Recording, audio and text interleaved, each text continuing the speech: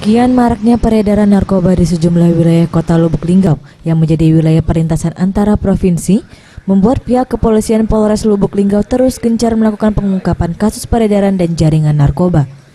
Kali ini, Satuan Narkoba Polres Lubuk Linggau kembali mengungkap jaringan pengedar narkoba yang dijalankan seorang bapak dan anak, yakni Sobirin dan Randy Syahputra, yang merupakan masuk target operasi Satuan Narkoba Polres Lubuk Linggau.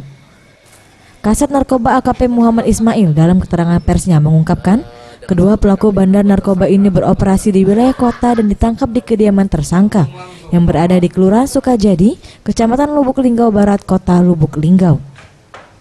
Penangkapan dua pengedar narkoba ini pihak kepolisian turut juga mengamankan 10 paket sabu-sabu siap edar, puluhan plastik klip, timbangan digital dan sejumlah barang bukti lainnya.